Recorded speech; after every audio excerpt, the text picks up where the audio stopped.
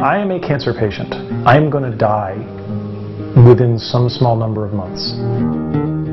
We had thought I had hepatitis. And I remember my wife saying pretty soon into this process, well, I guess you'd trade for hepatitis. And I said, honey, I'd trade for AIDS.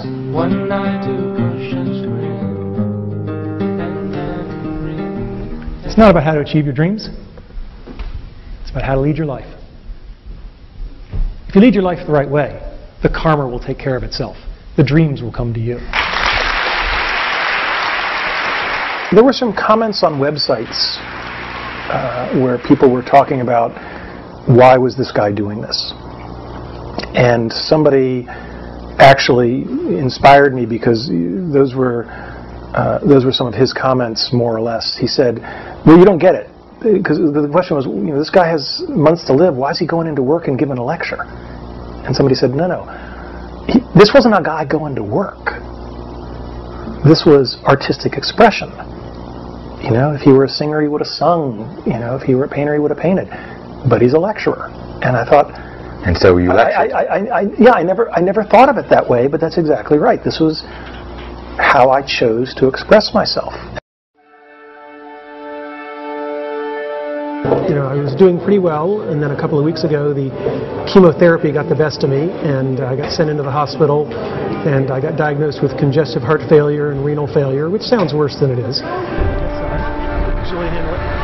I said to my doctors, can you get me healthy enough to get to DC on Thursday, because it's important. I became sort of an accidental celebrity, because after I was diagnosed, and I want to be very clear, I'm a terminal cancer patient.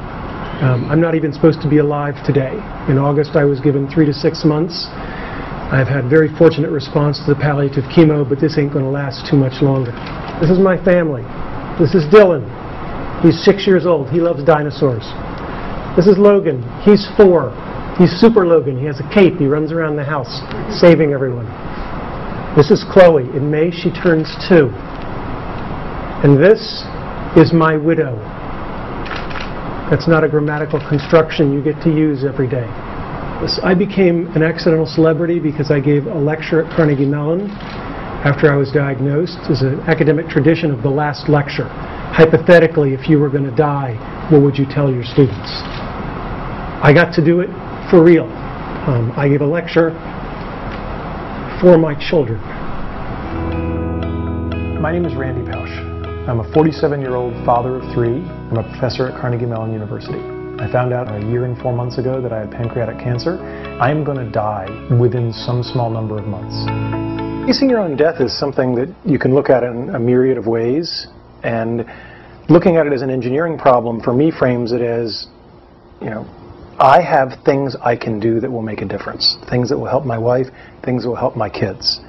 The more existential side of this, the navel-gazing, the oh woe is me, that's not going to help anybody. So for me to frame it as an engineering problem, put the focus on, okay, I may not like this situation, but what can I do with the remaining time to make the best outcome I can for everybody that I love. The lecture and the book they're pretty inadequate substitutes for a living dad.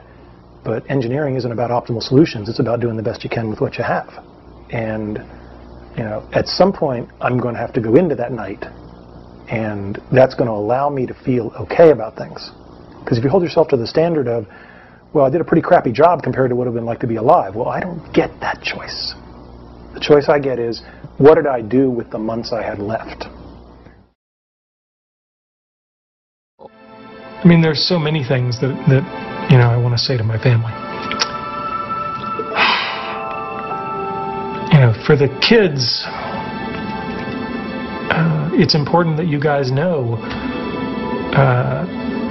that I never gave up, and you guys need to know how much I love you, and how much it saddens me to know that I won't be there. But you need to know that even though I'm not there with you in the moment, that doesn't mean I don't love you. And that doesn't mean that wherever I am that I'm not looking and watching. And I suspect being incredibly proud.